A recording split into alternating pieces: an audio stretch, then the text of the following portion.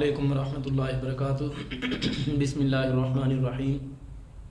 سب سے پہلے جنت میں کون جائے گا؟ سنن ابی داؤد کی یہ روایت ہے اور حضرت ابو ہریرہ رضی اللہ تعالی عنہ اس روایت کے راوی ہیں۔ یہ روایت آپ کے سامنے پوری کرتا ہوں، انتہائی دل کو سکون پہنچانے والی روایت ہے۔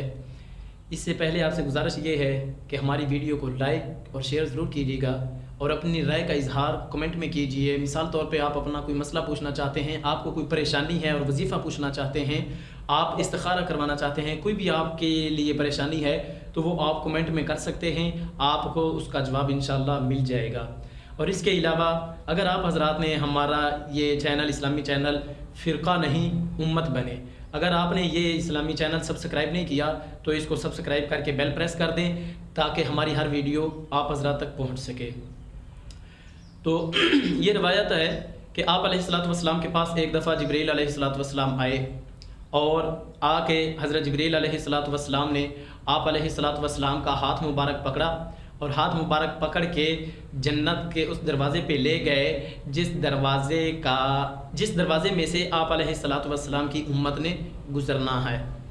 تو آپ علیہ الصلوۃ والسلام نے جب یہ خواب صحابہ کرام کو بیان کیا، سنا رہے تھے، خواب ہے یا حقیقت ہے یہ ایک الگ بات ہے، اس کے بارے میں بھی اگر آپ پوچھیں گے تو آپ کو میں انشاءاللہ جواب دے دوں گا، مگر فی الحال مختصر سی ویڈیو میں اتنی ہی بات کرتا ہوں کہ جب حضرت ابو بکر صدیق رضی اللہ تعالیٰ عنہ نے یہ بات سنی کہ مجھے وہ جنت کا دروازہ دکھلایا گیا جس میں میری امت داخل ہوگی، تو حضرت صدیق رضی اللہ تعالیٰ عنہ نے فرمایا، عرض کی، یا رسول اللہ صلی اللہ علیہ وسلم، کاش کہ میں بھی آپ کے ساتھ ہوتا اس وقت۔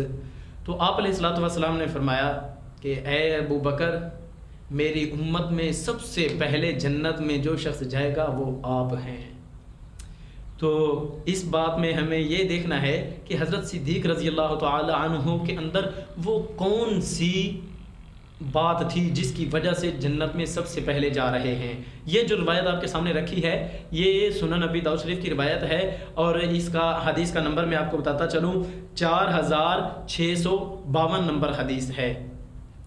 دعا ہے کہ اللہ پاک ہمیں بھی حضرت صدیق رضی اللہ تعالی عنہ کی صداقت کا پیکر بنائے، حضرت صدیق رضی اللہ تعالی عنہ کی عادات مبارکہ، ان کے اخلاق مبارک ہمارے اندر بھی ڈالے، اور اللہ پاک سے یہ بھی دعا ہے کہ اللہ پاک حضرت صدیق اکبر کے نقش قدم پہ ہم سب کو چلنے کی توفیق عطا فرمائے، آمین۔ السلام علیکم۔